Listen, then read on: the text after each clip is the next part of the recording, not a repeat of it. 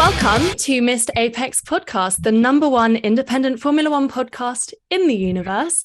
I'm your guest host, Antonia Rankin, and today we're answering your questions from our Mailbag and Patron Slack group. Spanners is taking a well-earned holiday, but is listening from a campsite in France and will be back to host the Brazilian Grand Prix race review next Sunday evening. Even when we are spannerless, we are still an independent podcast produced in the podcasting shed with the kind support of our partners and patrons. We aim to bring you a race review before your Monday morning commute. We may be wrong, but we're first.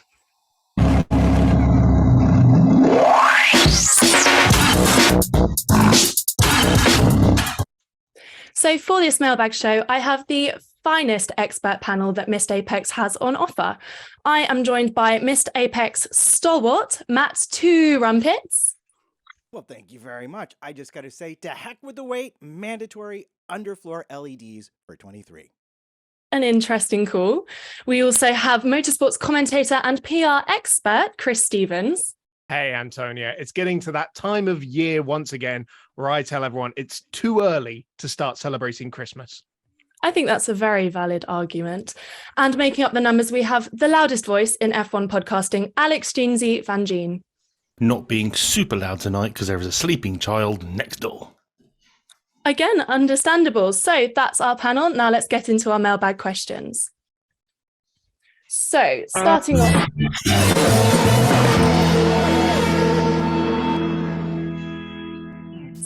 we have some questions regarding the regulations. Firstly, from Holla. I ask this tongue-in-cheek, but could be good for new listeners. The new regs were supposed to give us close racing, but instead we have one of the most dominant championship wins of all time. What gives? And a very good point. This year we were promised that the effects of dirty air would be lost and we'd be having much more wheel-to-wheel, and yet it seems that Red Bull have been more dominant than Mercedes have been in the last 7 years. So what does give, Chris? Well, first of all, the close racing and the domination by Red Bull are two entirely separate things. The regulations have been a huge success in that they have given us much better wheel-to-wheel racing. The dirty air is a far smaller problem. I'll stop you there, guys. We've got no audio on the stream. All right. Steve, we've got no audio on the stream. Well, they're saying it's back now. Okay. Continue, Chris.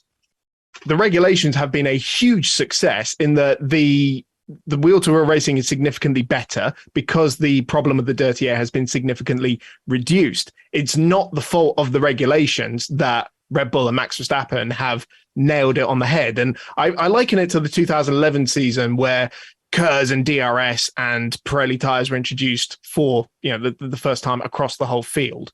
And the races themselves were brilliant, but somehow Sebastian Vettel and Red Bull always came out on top. Yeah, completely understandable. Trumpets, would you say that we have to separate the regs from Red Bull's dominance?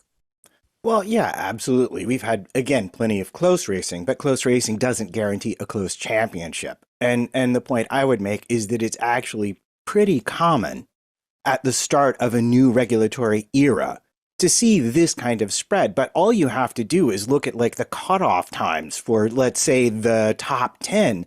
Oftentimes you're within, hundredths of each other, being 13th or being 10th or being 15th and being 10th. It's been very, very good overall. It's just an unfortunate deficit at the top has made it look worse than it actually is. And just to add to that, sorry, Antonia. Carry on. Just to add to that, I think a lot of the people who are maybe calling these regulations a failure are some of the, not to throw a certain fan group under the bus, but some of the newer fans, for example, who maybe started watching in the last couple of years. And let's be honest, we were really spoiled last year with one of the closest championship fights the sport has ever seen. Whereas this year is a little bit more of a typical Formula One season where the championship does get wrapped up a little bit early. Now, unlike normally we have on this show, actually, the three of us are going to agree on this because I also agree you do have to completely and utterly separate the regulations from the domination. And we've seen 5 cars fighting into turn 3 at Austria, for crying out loud. We've seen following at tracks we don't normally see following at, when normally they've got to drop 2-3 seconds behind to get out of the dirty air, let their tyres cool down and attack again. So actually, if you exclude Max Verstappen from this championship, it's actually been fantastic for the racing, and the regs have done exactly what they said they would do. Yeah, that's a really good point. Obviously, with the new aerodynamic regulations, the way that the aerodynamics work around the car does only prove effective if the car is directly following behind. So, of course, when cars are 5 seconds plus deficit to Max, because he is pulling out these kind of gaps, dirty air becomes a lot less of an issue. And like you said, we have had cars racing immensely quickly. Of course, we've had DRS trains that have lasted entire races, which in previous years we've never had. Matt?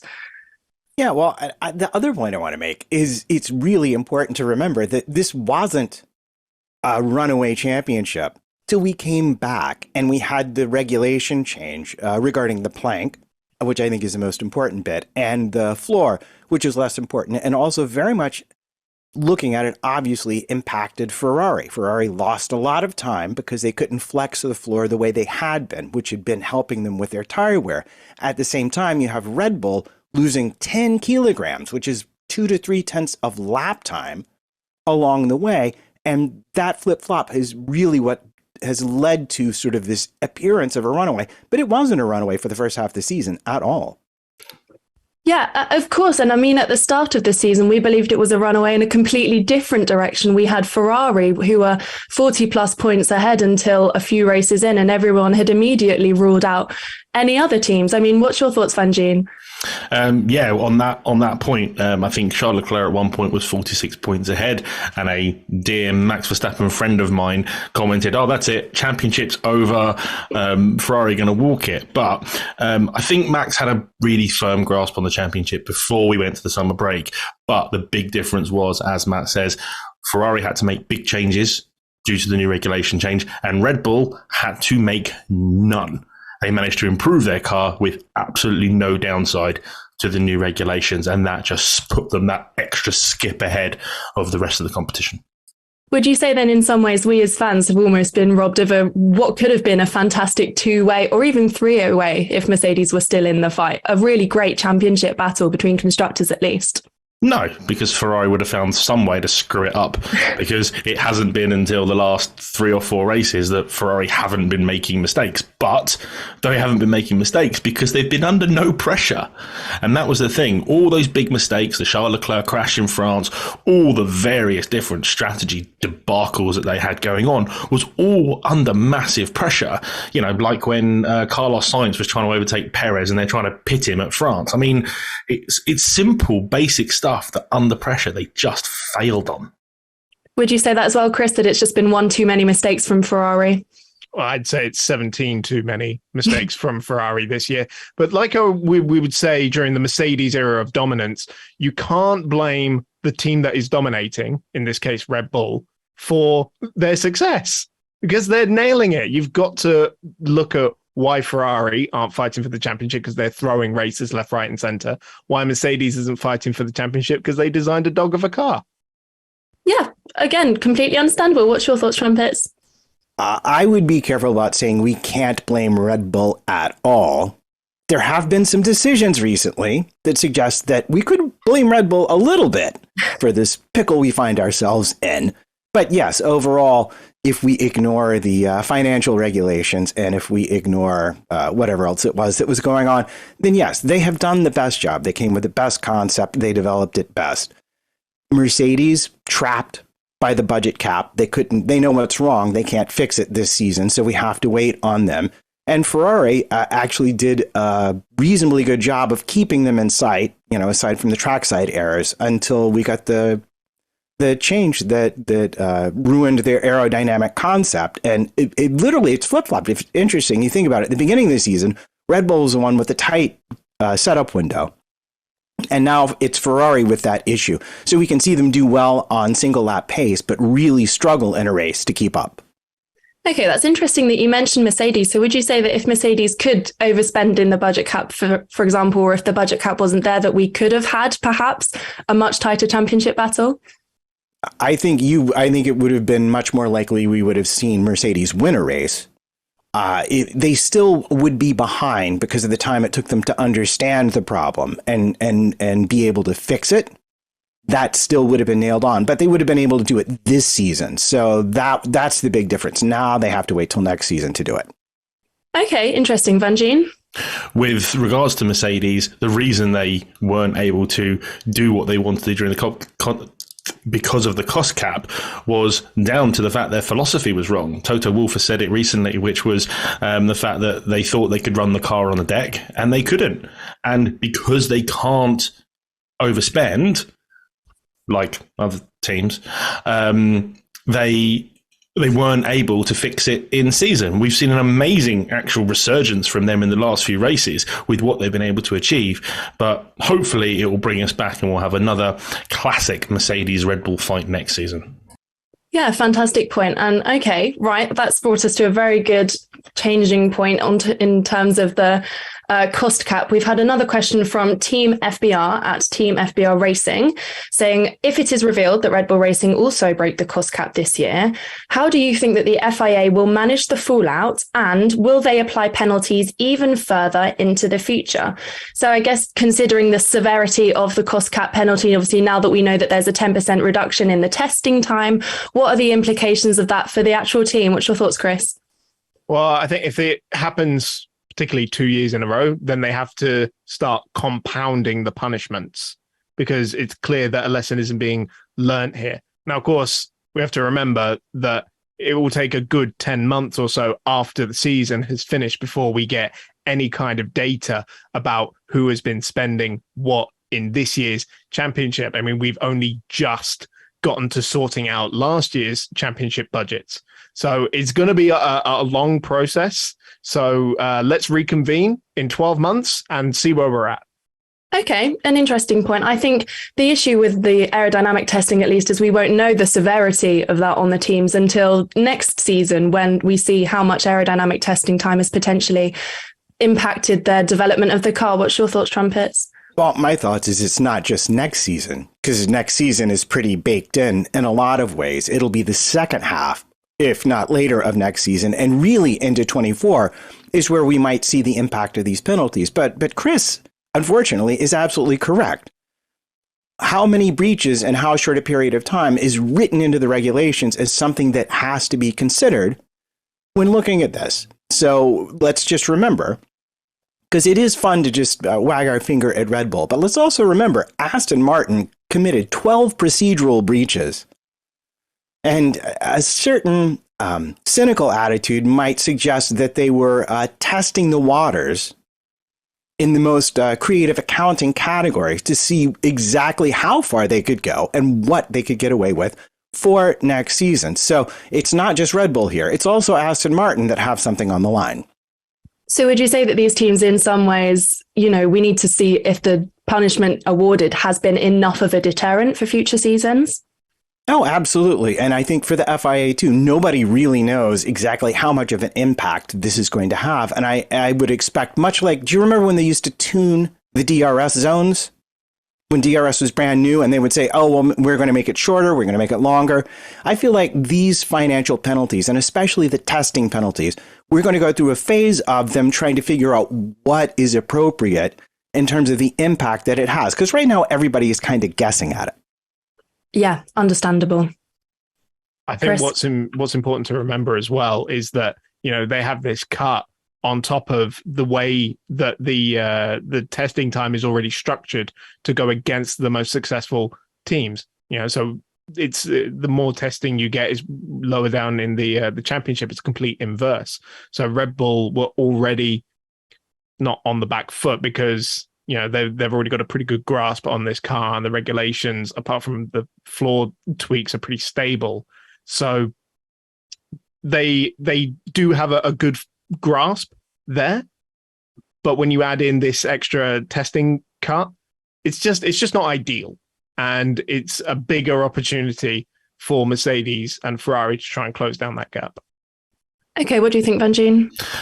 So from as I've mentioned before, I do have a spy inside Red Bull in the aero team, and my understanding is there is absolutely no design work left to be done for the car that we will see in testing for next year. So the whole penalties will not affect the car that hits the ground in wherever the first test is going to be. It'll be slightly less parts towards the end of the year, as they will have to curb what they are doing. But if they keep this baked in advantage, we ain't going to see it, because they're not bringing updates anymore. They're not going to certainly not bring any more updates this season. And if they keep this baked in advantage into next season, and they've got it wrapped up again by 3 or 4 races before the end of the season, we're not going to see a problem again. We will only see if it's hurt them, I feel, in 2024. Okay, and then do you think that could, in theory, mean that other teams have more of an opportunity in 2024 to try and bridge that gap between them and Red Bull? Absolutely, but it depends how big a gap they still have by, I say, 4 or 5 races before the end of next season. Okay, interesting. That brings us on to another question we have from Dom at Dom from Bath. He says, is there any hope of the upper midfield teams bridging the gap to the front in 2023, 2024, or even ever?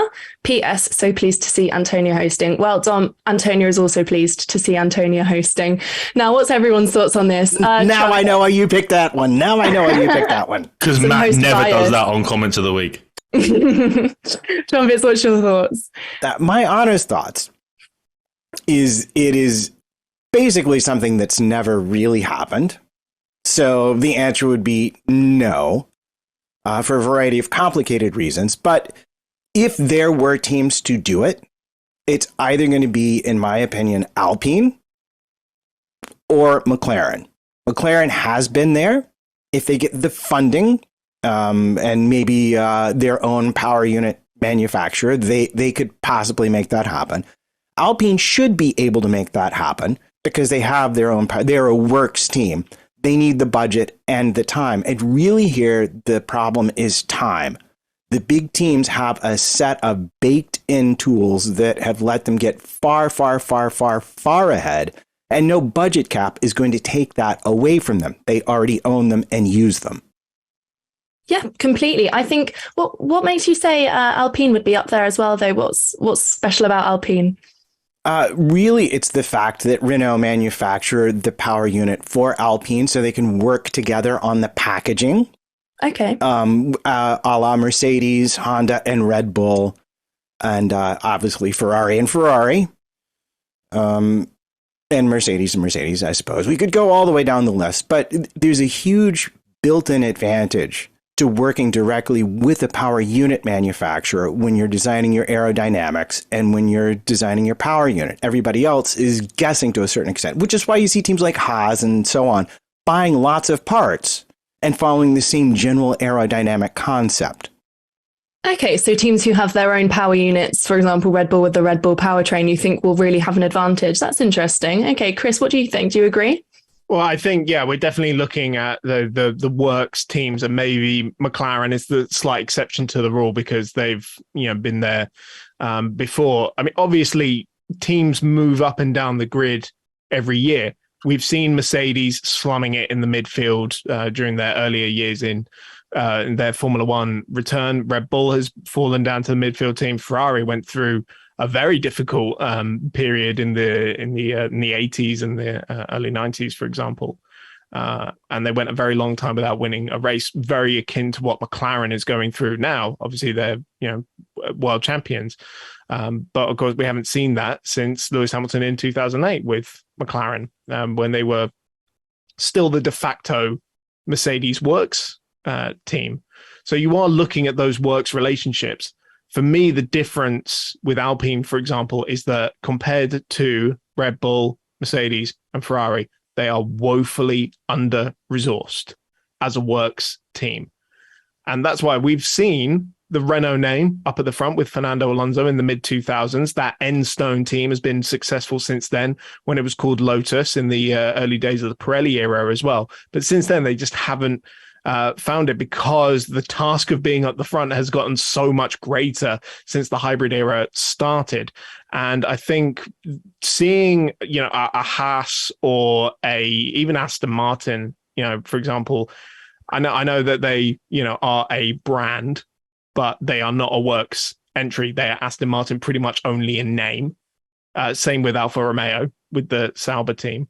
And Sauber's going to be a really interesting team to watch when Audi come into the sport in a few years' time as well, because that will be a de facto works entry for Audi.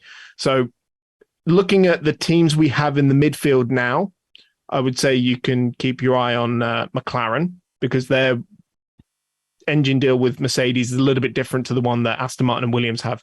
For example, it's not really a straight customer deal. And Sauber would be the one to watch when Audi come in. Okay, so Audi is one to watch. That's very interesting. I'll open this up to the whole panel. In terms of moving forward into the next few years, we've seen with a team like Alpine how having such an experienced driver like Fernando Alonso, especially in a season like this, has been incredibly helpful for them in progressing up the field. So do we think that actually moving forward into the next few years, having a very good rock solid driver lineup could be very beneficial? Back to Chris. We're seeing this with the McLaren Alpine battle now. Alpine should be miles ahead in the Constructors' Championship over McLaren, given that McLaren are racing with one arm tied behind their back in the form of Daniel Ricciardo. Unfortunately, Alpine has also tied one of their own hands behind their own back with all these reliability problems, because they have pursued performance over reliability, and they say it's worth it. And where is the evidence for that? Well, Vangeen had his head in his hands at the mention of Daniel Ricciardo. Why is that? Because I love Daniel Ricciardo, and I hate to see him struggling like he is against who is a fantastic driver in Lando Norris. As far as Fernando Alonso and Alpine go, yes, obviously their reliability has scuppered any chance of them having any big points this season.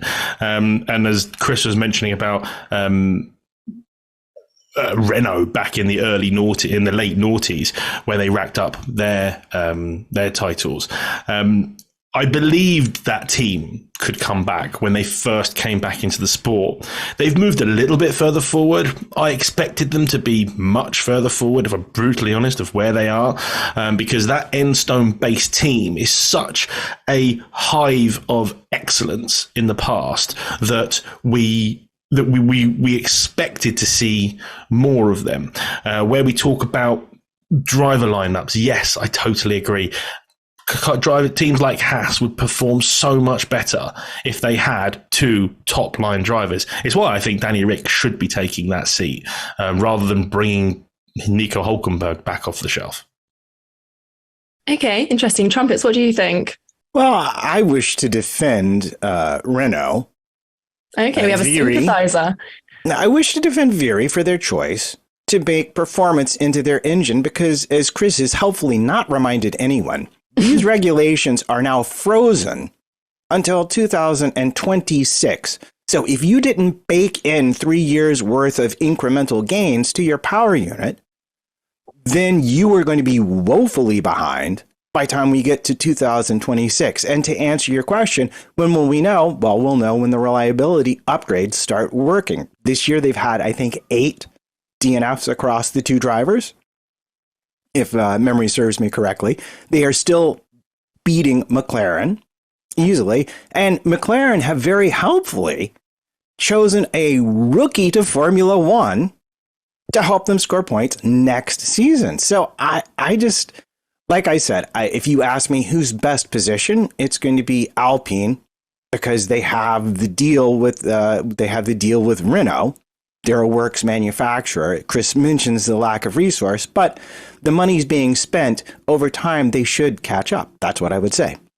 Okay, interesting. That's an interesting perspective, actually, and I'm sure we can all come back to this podcast and laugh when you're woefully incorrect.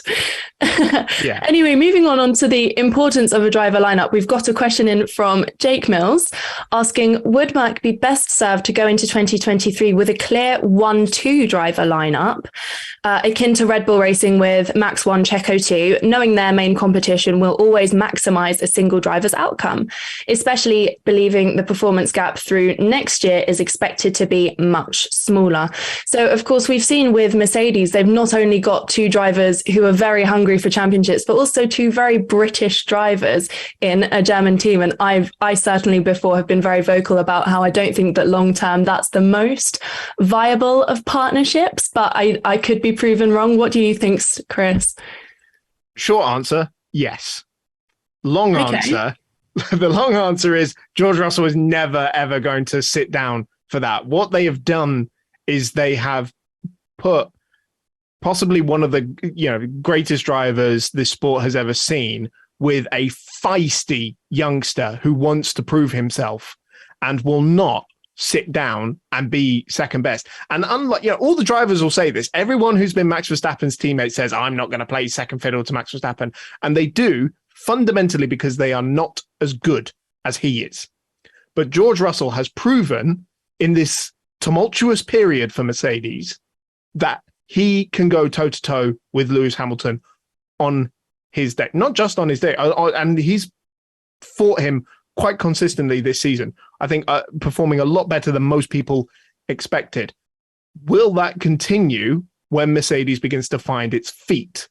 Because I think when a team is going through a difficult patch and the car isn't behaving as it should, it's harder for someone like Lewis Hamilton or even a Max Verstappen, anyone to get the best out of it. And it tends to level the drivers maybe a little bit better.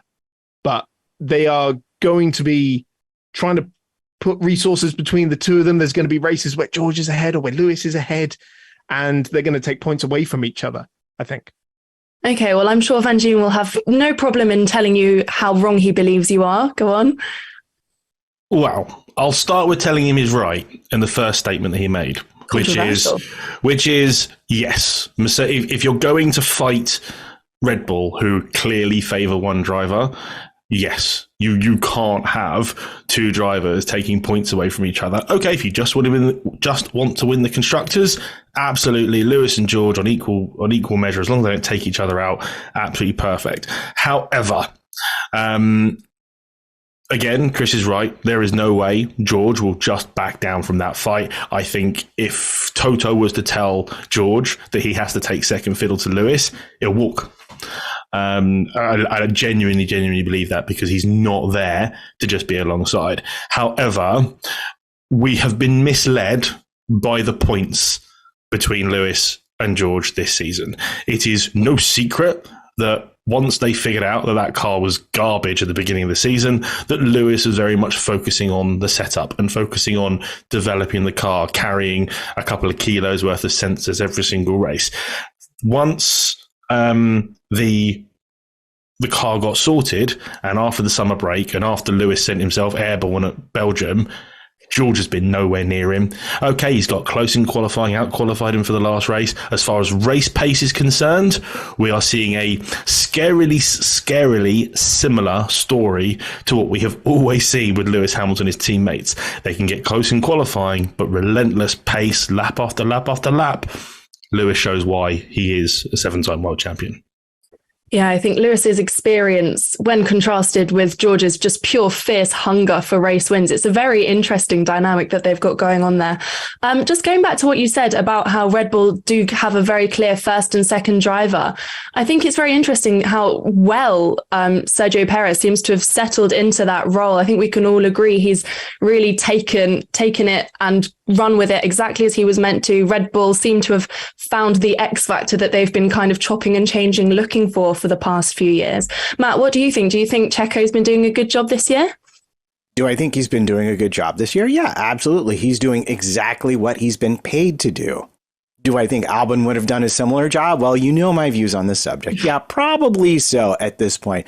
But I want to get back to the original proposition of this argument, which is, should they have a clear 1 and 2? And my answer is, depends on which championship they want to win. If they want to win the Drivers' Championship, you want to clear 1 and 2. There's very little argument about that. If you want to win the Constructors, then you need both of your drivers motivated. And you need to favor whoever gets ahead in the race and maximize both drivers' finishing positions. So it depends. If I'm Mercedes, do I want that Constructors more, or do I want Lewis to have his 8th? And then if you want Lewis to have his 8th, you do have the problem of motivation for George, who, although he's done a reasonable job this year, I'm going to be in the Vangeen camp on this one. He has yet to show me he is Hamilton's equal in any serious way. I think it's interesting that you should mention motivation. I think with George that, there is the argument thrown around that he did stay at Williams a year too long, perhaps.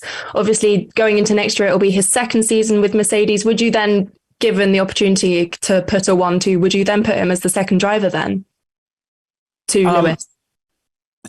I think he will. I think he is that regardless of what anyone says. Okay, interesting. I think practically speaking, maybe not by the law of Mercedes. The law of Mercedes is whoever's ahead gets the preferential treatment. But I think the reality at Mercedes is Lewis has been there a long time. The car has been developed for him. Lewis has won 7, technically, potentially 8 championships. George showed up this year. They might like George. They might think he's fast. They might think he's doing a good job. But it's Lewis's team. And let's just not kid ourselves about that. I think that's a very respectable idea. Yeah, Chris, what do you think? Well, I think what goes against George Russell in this as well is that the plan, as far as we were all aware, was that George was going to turn up at Mercedes and learn from the greatest driver to adorn this sport, much in the same way that Alain Prost came in as Niki Lauda's teammate at McLaren and just said, I'm not here to win the world championship. I'm here to learn from you. And then as soon as Lauda said bye-bye, Prost entered the number 1 spot and, reformed the sport in terms of the record books. And I think we were going to see something similar because we didn't think Lewis Hamilton was going to have more than a couple of years left in him. Suddenly, in the last couple of weeks, I'm signing a new contract with Mercedes, a new multi-year deal with Mercedes. You ain't getting rid of me. I'm going to be racing well into my 40s. What is George Russell supposed to do now? Well, yeah, it does seem that Hamilton has had a new lease of life, it seems, this season. Obviously, he signed a new contract that was due to last 2 years, so until the end of next season. And I know I, for one, at least thought, well, that's that then. George will come along, he'll take on a mentee kind of position, learn for 2 years, then Lewis will retire and George will take the front foot. But now with the news that he's clearly planning on sticking around, we might be seeing Lewis in the sport for a lot longer, and that could really have implications for the dynamics between the teammates. What's your thoughts, Vangeen? I think we have a very frustrated George Russell. We have a George Russell who had been watching Valtteri Bottas in what he believed was his seat, getting pole positions, winning the odd race, fighting for podiums.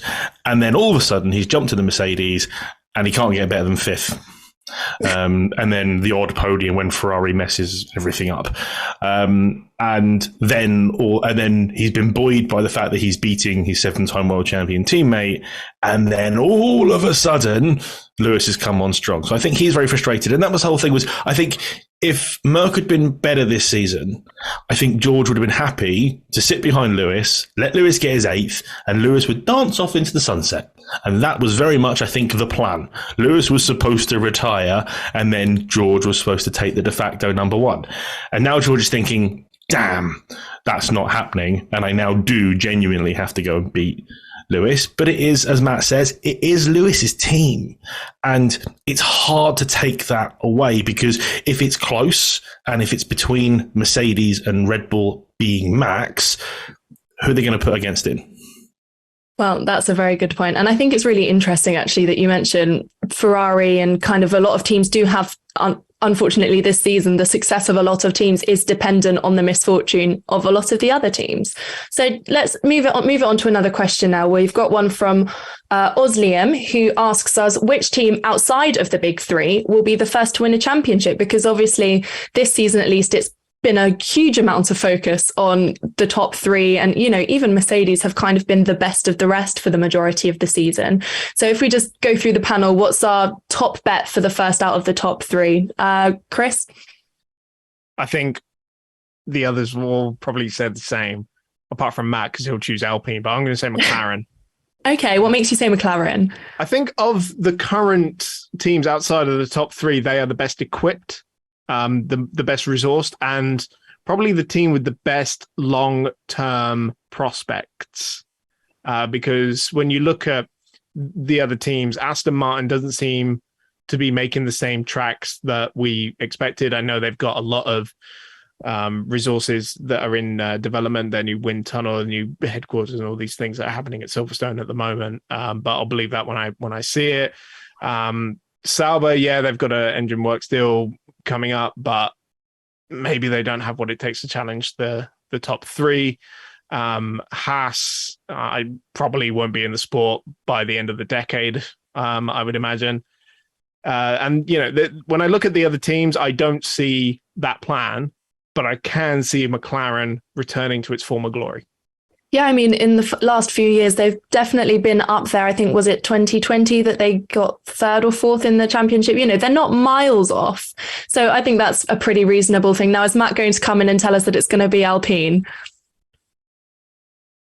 Well, I could come in and say that. After all, if we're talking about teams that have won championships in the past, they're basically two, Alpine and McLaren. Mm-hmm. Both have been world champions and dominant at the time.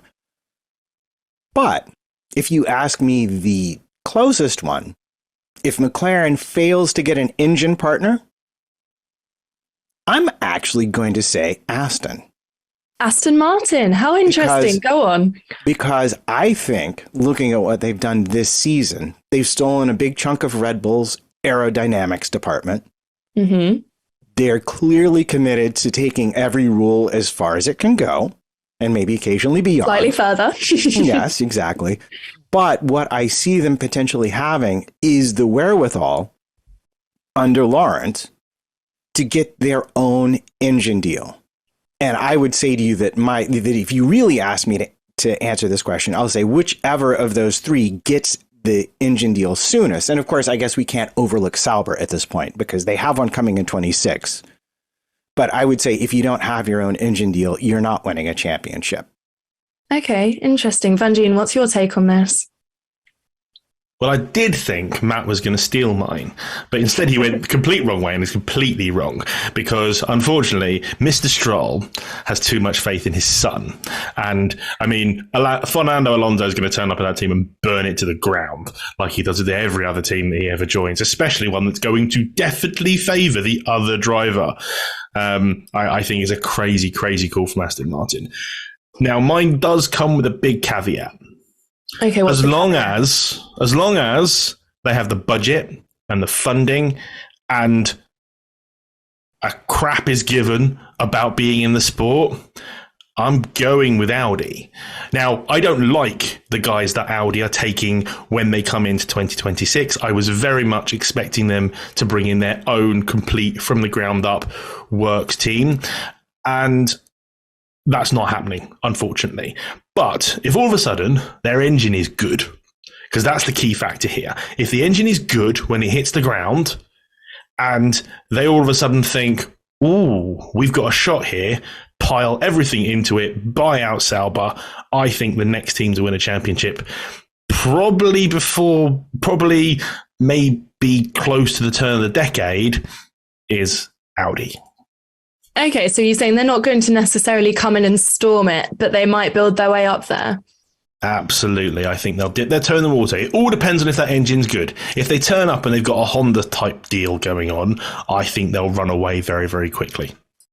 Well, I personally would love to see a Brownian situation where they kind of come in and blitz it for a couple of years and then disappear into the distance with only legend left in their wake. But I'm going to very controversially actually agree with Chris on this one. I do think actually that McLaren are in very, very good stead to do very well. I'm incredibly interested actually to see how Piastri gets on. I think, a rookie driver coming in, he's historically immensely successful, Formula Renault, Formula 3, Formula 2, all in successive years is no mean feat. He's absolutely got the qualifications to be there. And I do think actually with the right resources, with the right lineup, they could do very, very well.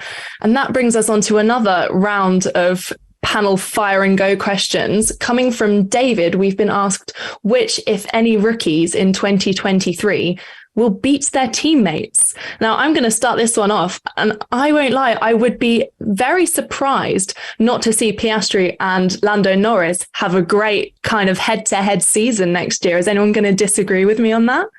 Is Piastri the only rookie next year? So we should define what we mean by rookie, I suppose. What do you mean? How is it anything other than in their first season? I'll leave you to debate that in your head for a little bit while I give my thoughts on Piastri, because I do think he has a very good chance of taking the fight to Norris in terms of his raw skill. I think it's going to be entirely dependent on how Piastri adapts to what we know to be a very tricky McLaren that Norris has sort of tamed and has been able to get sort of designed around him now. Piastri's credentials, as you mentioned, Antonia, are second to none. I don't think anyone has been able to win Formula Renault, Formula 3 and Formula 2. We've seen a few people do the F3 and F2 back-to-back, Charles Leclerc, George Russell, for example.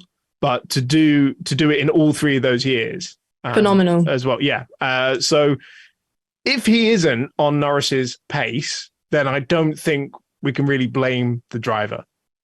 Yeah, that's an interesting point. At what point do we say, actually, maybe Ricciardo wasn't quite the issue with the car? If Piastri isn't on Lando's pace, I will be quite surprised. Okay, well, if we redefine rookie in this question, maybe to a new teammate pairing. So if we say we've got some new driver lineups coming this year for teams, Aston Martin, there's loads of them. Out of all of the new pairings, who are we hedging our bets to take the cheese on this one? Vangeen, what do you think? So I'm going to start with the Piastri-Lando thing, because with the way Piastri has had to enter this sport, he has to perform straight out the box. There's almost no... a lot of pressure on his shoulders. Absolutely. But I think because of the way he's come in and demanded certain stature, because of the way he's pushed his contract around, he has to perform instantly. And I think he's going to get his butt kicked by Lando. Oh, really? I believe Lando is a generational talent. I believe Lando is up there with Max, with Lewis, with George, with Charles Leclerc. I believe he is in that top echelon, which is part of the reason Danny Rick has looked so bad. There are other reasons I think Danny Rick has struggled, which I'm not going to go into now because we don't have time for that, and it's technical and Matt will get all excited. As for other team pairings, the one I mentioned before, Fernando Killer Team Alonso and Daddy Boy Stroll. I mean, on raw pace, Lance doesn't stand a chance against Fernando Alonso, despite the fact the guy's 473 years old. He is still phenomenally fast, no matter what I think of the guy as a human being, as a teammate. But what is that team going to do to make Lance not look silly is my caveat on that. It's going to be very, very interesting. Maybe we'll see a few more of Fernando Alonso's cars stop on track. Then you've got Pierre Gasly and Ocon. Now, I think this has got fireworks written all over it. I think they're both talented young drivers, but they have history. Mm-hmm. And stuff could really, really go wrong. But if they're mates again, like they said they would be, then it could be all right. But I still think Ocon will have the edge over Pierre, but I've never been the biggest fan of Pierre Gasly as far as raw pace is concerned.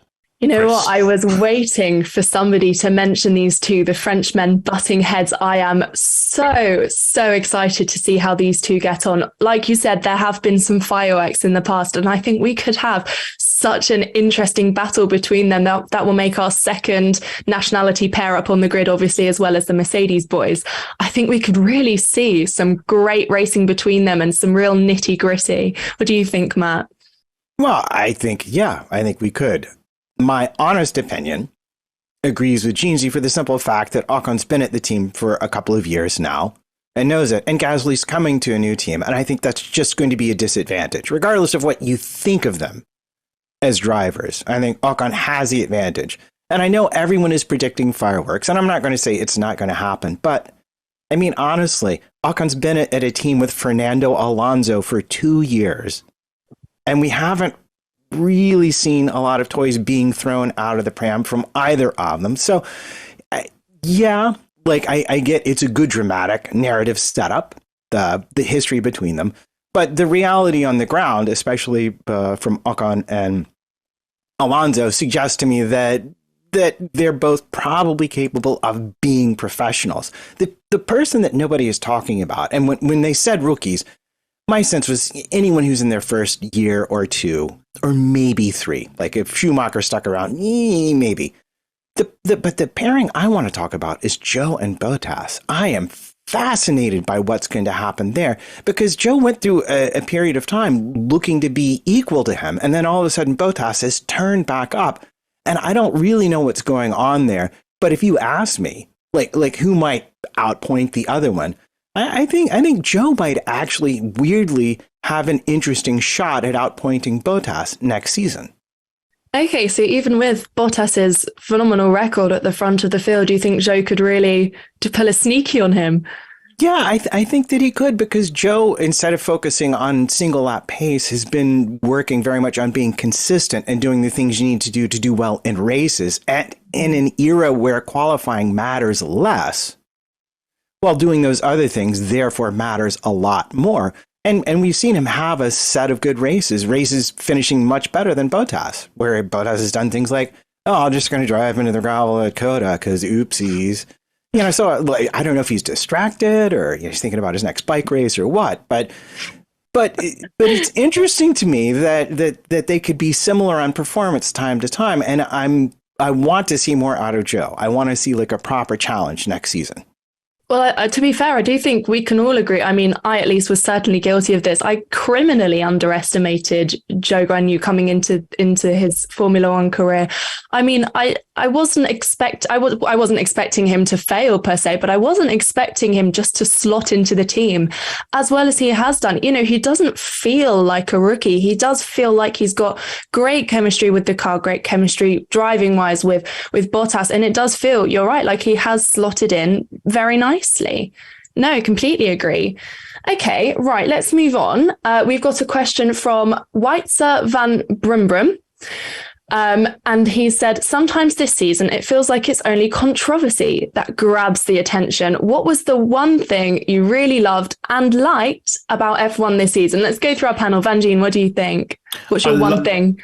I love this question because he's absolutely right, because there's been so much controversy doused from the run over from last season, and obviously with all the stuff that's going on at the moment. We haven't really gone back to look at the on-track stuff that's been great. And the thing that I have just loved, and we did touch on it earlier, is these regulations have worked. And okay, it's not been up the front, but we have seen some absolutely insane battles at the in the midfield and the front and the back of the front, should I say, if that makes any sense at all. And we're seeing close racing. We're seeing people hounding. Now, I've said this before, where it comes to hard racing, I don't mind if there's not lots of overtaking. I don't need a billion overtakes in a race for me to enjoy a race. What I love is people piling pressure on. Now, when you're 2-3 seconds back trying to keep your tyres cool and keep the car cool out of the dirty air from the car ahead, that's not really putting any pressure on, apart from someone having to look after their tyres better than the other. When you have somebody up your gearbox for 10, 12, 15 laps. That is proper full-on pressure. You're watching yourself at every single braking zone, making sure somebody's not having a lunge. And that is pressure. And that's the racing I love to watch, because there might only be one attempt at an overtake, but it's been coming for so many laps, and it builds and it builds and it builds. And maybe someone locks up and goes off the circuit, or they just pull off an amazing move and make a dive and make it work. And that's what I've loved about this, is the tension that you had from cars following really closely. I could not agree more. I think it's so underrated. Going on with the kind of idea of the controversial aspects of the sport being really highlighted, I think it's such a shame that in many ways the interesting or excitingness of a race is measured by the number of DNFs, or, there was a big controversial battle that ended surprisingly controversially, having two drivers wheel to wheel, lap on lap on lap. You're right. If you've got a driver for more than 10 laps right behind you, the tiniest mistake, a lockup, a snap of oversteer, that's your position gone, and it could come at any corner of the track. And the skill it takes to remain in your zone, focusing on your race, it must just be unmatched. And for me, a driver that's really great at this is Sergio Perez. I think he's very underrated for being able to do this kind of thing. Mr. Minister of Defense. I actually think he's done a great job of this so far this season, on focusing on your own race. Okay, what about Trumpets? What's your one thing this season that's not controversial but still pretty cool? I have one thing but I was going to bring up the Hamilton-Ocon battle in Suzuka for being a long, very close battle that was just tremendously fun to watch. And by all odds, both participants enjoyed. But that's also because I'm a Hamilton and an Ocon fan. So why would I not like that? You know what I want to say? I want to say Williams. Okay. I'm going to say Albon at Williams. Albon at Williams has been a joy. De Vries coming into Williams and doing so well has been spectacular, and pointing out that maybe Formula One doesn't have the best way to pick who should come and drive the cars. De Vries has been around forever. He shows up, does a magnificent job. He's got a ride next season. And last, how could I not mention Latifi scoring points before he leaves the sport? Yes, round of applause. People gave him so much stick, but he has shown up and done his best. And it just makes me happy that he's got some small moral victory he can carry away from the sport with him, because I, as a performer, like, you get up on stage. Yes, I accept your criticism. If I get up there, fair due. But I think the drivers a lot of time come into a massive amount more criticism than they're actually due. And him perhaps most of all, and occasionally unfairly. But Williams overall, it's just been a breath of fresh air. No, they haven't really moved hugely up the ladder, but they have the kind of spirit, a joie de vivre. I will attempt to pronounce French for Spanish there. That just makes me happy to see them on track and improving. So that for me has been like my bright spot all season long. Oh, lovely. Well, Nicholas Latifi reminding us that our best is always good enough. Chris, what's your thing of the season? Well, I have to agree with Jeansy in that it's nice to actually be talking about racing and not cost caps and flaws and all this utter drivel that has been making headlines this year that bores the pants off me. I get excited about racing, and that's what we've seen plenty of this year. Thank you, Matt, for acknowledging my man, Nicky. You're welcome. Been doing such an amazing job, best driver on the grid. Did a great job at Suzuka, missing the chicane, didn't he? Did he go on to score points in that race? I think he did. So does it matter? Who cares? I didn't even remember he scored points. I care.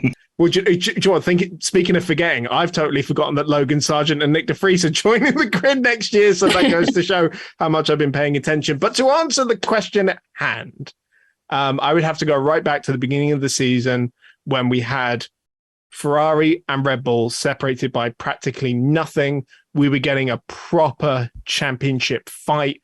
The racing between them, particularly between Charles Leclerc and Max Verstappen, was just phenomenal.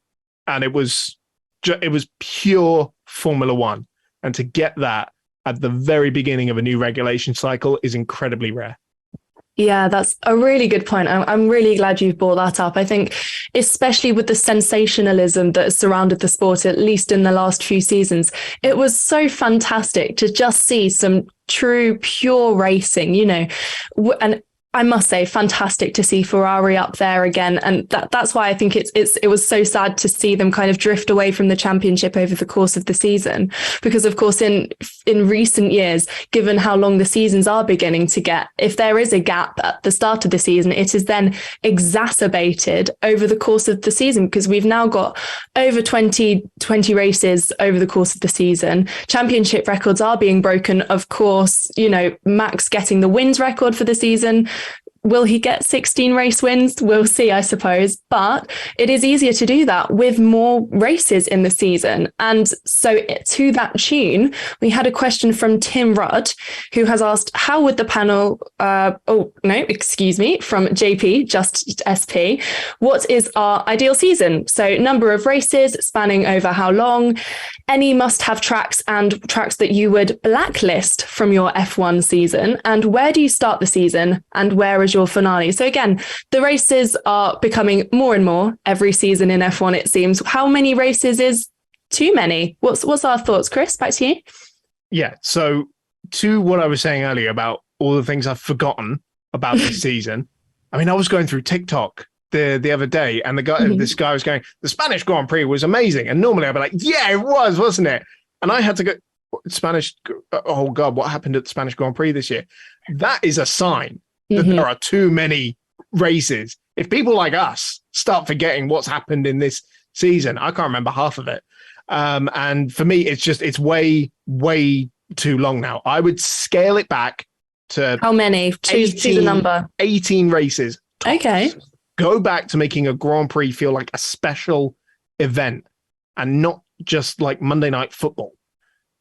Okay. And there has to be those historic tracks: Spa, Monza, Silverstone, the absolute classics like that. Monaco? I would keep Monaco. Yeah, I know everyone's going to disagree with me on that, but I would personally keep Monaco. There are some modern classics in there as well, like Bahrain, for example. And then I would have the rest on a rotational basis, year on year. So maybe 1 year, we go to Baku, another year we go to, I don't know, somewhere else. I'm forgetting all the tracks in the world now, but I think there are so many racetracks that Formula One doesn't utilize. And there are, let's be honest, an awful lot we would happily see the back of on the current F1 calendar. Name one. What's one that you would happily get rid of? The one we just had. Mexico, for God's sake. Really? Okay. What makes you say Mexico? Because as much as the altitude is an interesting point of topic and the circuit may well be fine, but it is fundamentally flawed for Formula One racing. Because of the altitude, you can never get more than 2 seconds close to the car in front of you. Otherwise, your car's going to explode. And that is not good. That's exactly what we've been trying to avoid with this current set of regulations, except it's a cooling issue now. So let's get rid of it. We've never had an interesting race at Mexico since it came back. It's only there because of Sergio Perez, in the same way that Zandvoort is only on the calendar for Max Verstappen. But Zandvoort does actually possess the ability to give us an interesting race, like what we saw with this year. So you would keep Zandvoort then? I would keep Zandvoort, yeah. I would really like to see rotational races year on year. Yeah, I think that's becoming more of a popular idea, especially with circuits, again, controversially, like Monaco, where they hold so much history and heritage for Formula One. They are pure joys to have on the calendar, but just in recent years, the quality of racing per se hasn't been so good. And in my opinion, it'll be very interesting to see how some of the newer circuits fare with that. Las Vegas, for example, again, a celebration of Formula One, yes, but race quality questionable. What about you, Trumpets? What's your thoughts on this issue? Well, freakishly, I came to the exact same number as Chris, thinking 18 was really about right. You throw in a summer break, and what you really want, and what I find most tiresome, is when there's not a weekend in between the races. It makes it really hard, and not just as a viewer, because unlike Chris, it's perfectly normal for me to not remember what happened back whenever the Spanish Grand Prix was, which was either, 6 months ago or 10 years ago. It could all be the same at my age. But what is interesting to me is that the news itself, Formula One, suffers because the journalists are all toast. So you don't get a lot of stories. You don't get a lot of reporting because the journalists are done for with all the traveling and whatnot. So I think there is a happy medium. I could give you 18 races and then let's call them 2 spectacle races. So we could call Las Vegas a spectacle race, or we could call Monaco a spectacle race, where it's more about the experience of the people there. And let's face it, with record earnings coming back to Formula One, it's about the sport making more money so that everything is viable. We don't want it to go bankrupt. Fair enough. Of course. But it is hard. It devalues the racing beyond a certain point. I think 20 races should be about the maximum we see in a year, barring special circumstances. And as far as where I'd start, well, I'd start in Australia, because in Australia, you don't really know who's done a good job because it's such a weird one-off race. Where would I end? I would end where you should always end, which is in Brazil, where we've seen the best endings ever. Mm-hmm. Yeah, a fantastic race, Brazil, and one I think we're all very, very excited for. Back to what you said about having the breaks in between weekends. So you're not a fan of the triple headers? No, I really am not. It's just, it's wearing. I don't do as much work as a Formula One journalist does on site, but I do a fair amount of work during the race weekend, and it is tiring. You're giving up qualifying, watching the practice sessions, reading the stories, reading all the documents from the feed, and then putting it all together so that you can have a show. And it's a lot of work over a weekend. So I think that having the weekend off in between keeps it fresher for everybody. It's not so long like Formula E, where they would go 8 weeks without a race, that people forget what's happening. But it's long enough for people to want to, I want to see the next episode now. What's going to happen? Because you run into family stuff. You run into, I want to see the race, but I have to go to a wedding. I have to go to a bar mitzvah. I have to go to this. I have to go to visit my kid in college. So I can't watch the race. I'll watch it. So I think that all impacts it, and it's easier to schedule when it's 20 or less. Okay, very emphatic. Vangeen, are you going to be as punctual with yours, as emphatic with your answers? I don't know what's happened to this show without spanners on it, but I'm going to agree with these two again. Goodness gracious. I know it's ridiculous. Where I agree. Come on, Antonia, stir the pot. I think 18 is about right. I definitely agree on the triple headers and things like that. As a family man, myself, trying to get family time in around trying to watch every single practice session, every single race, sprint race, qualifying session. And I barely watched pre and post show this year because I just haven't had the time. As for tracks I want to lose, bye-bye Miami. Very, very nice try, but just no. I'm vetoing Vegas before it's even happened. They've started driving cars through casinos and trying to make it exciting. That's the only way it's going to be exciting, and that's not going to happen. I don't know if any of you have seen the simulated version of the circuit that some people have put on some computer games and simulators. The track looks boring as hell. It's mostly straight lines. I think if they smoothed out a few of the corners, it would just be an oval, and we definitely ain't into that. As for tracks I'd like to see on rotation, I really like that idea that Chris gave. I want to see Turkey back. Tracks like Imola. I think Imola is a really interesting race. I like the circuit, but I think that's a track that would actually be better on rotation. I want to get rid of. I would have said Jeddah or Saudi if I hadn't played the F1 game, but that thing is a roller coaster. So I understand why the drivers like it. However, the circuits that have particular human rights issues, they can all do one. But unfortunately, and I mean, as a WWE fan, and WWE was in Saudi yesterday, the money that they pay for big businesses it's really, really easy to put the blinkers on and go, oh, just take the money, just take the money, just take the money. And whether it's right or wrong, and it's definitely wrong, they have to get away from those circuits, but they have to find the money. I think you've raised a really interesting point here. You know, what is our focus as F1 fans? I think this question really makes us think about that. You know, are we here to watch racing just as a sport? As football games are, when the football's on, you watch the football. Is that the case with F1? I think as fans, we're a lot more consumed by F1 than other sports fans are with their sports. I definitely think it becomes more of a lifestyle choice, I guess, for all of us at least, especially. But generally speaking, as an F1 fan, it does take up your whole weekend. You know, some people will sit, watch the practice sessions, all of the pre-race, you know, the notebooks, the analysis, everything, all the way through from Friday, you know, lunchtime to Sunday evening. And, you know, with sprint races, especially, that further elongates the weekend. And I won't get too much into sprint races because I know we've got some very strong opinions in this panel about sprint races.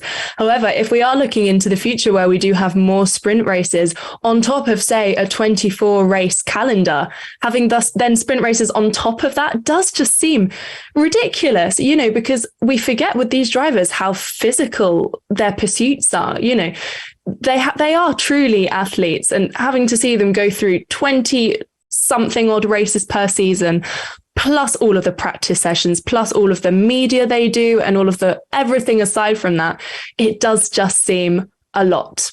Right, moving on. We're going to do a little bit of the bosses out of the office so we can be a bit naughty. Let's talk about tyres. I know, very controversial. Sorry, Spanners, if you're listening. We're going to Timrod here, who says, how would the panel rewrite the tyre regulations regarding what is asked of Pirelli and how the teams are meant to use them? Now, I think this is a very good one to do, so whilst we don't have Spanners listening in on us. Obviously, with the tyres, Pirelli, they had a little bit of I won't say a problem last year, but there was a bit of a hiccup with Baku, with tyres, you know, exploding. And whilst we all know tyres are deliberately built not to last the race, and there is the compulsory one stop to change onto a different compound, what would we all say? Do we think that there are some new tyre regulations that could be brought in to change things about a bit? I'll go to our resident expert, Mr. Trumpets. What do you think? Well, if you're going to ask me, the thing that I would like to see change the most is a return to much lower tire pressures. Okay. They have been quite high and going higher. And the reason for that is because Pirelli has been chasing the team's tail in terms of the amount of downforce they bring, therefore the amount of energy that is put through the tires. And it's been exacerbated this season because I think they didn't quite get the construction of the rear tires entirely correct. So they've been running the front tire pressures up to induce understeer, to keep the rear tires from having a real problem. But also, I think Mario Isola said in an interview in Mexico that fundamentally they didn't quite get it right, which new regulations, we can give it to. They got it close enough. We've had some good racing, and we've seen a return to one thing that is fun, leaning towards more rather than fewer pit stops to win a race. It's become more possible to pit and make up the time and win a race. So I think they're on the correct path with that. The interesting thing to me is going to be really the tire blankets, set for a total ban in 2024. Next season, they were going to go to 50C as part of their tire blanket step down temperatures from 70 this season. Instead, they're just going to reduce it by an hour. But they're going to have to entirely redesign the tires so that they will work out of the gate. And I'm a fan of that. I want to see what happens with that because I like the idea of making it a little more challenging for the drivers managing the tires out of the pits. And I like the idea that the teams won't have to spend the money on the blankets and that we won't have to spend the money transporting all those big, heavy, expensive things all over the world. It's a good change, but it's a tall ask for Pirelli.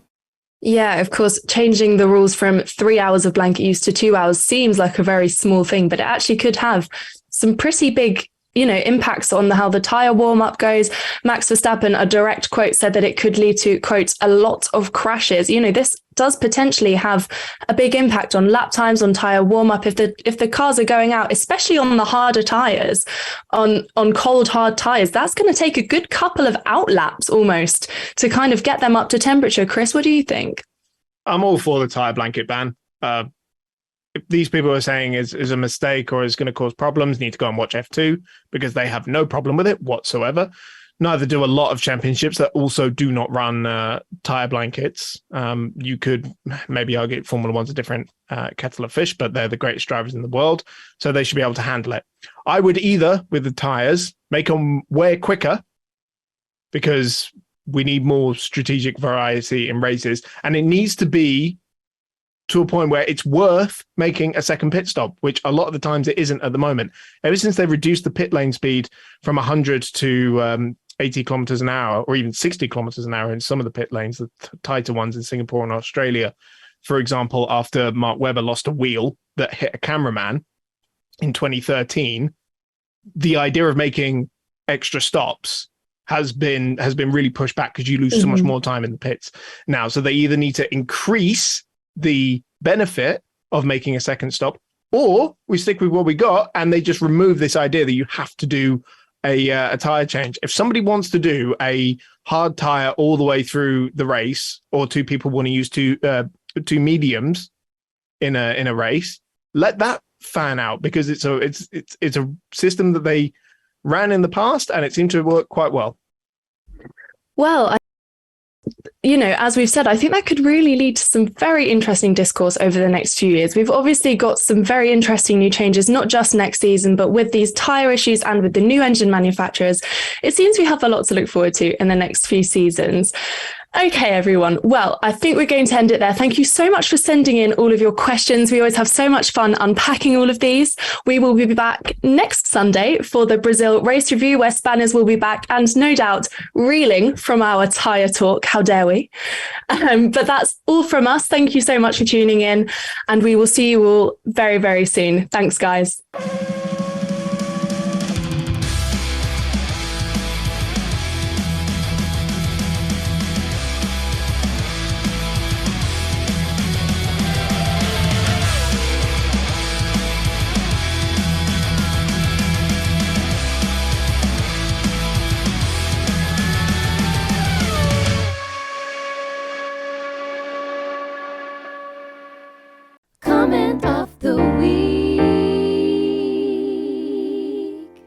And this week we have our friend Patty with Mercedes should have just bought enough sandwiches to make side pods with.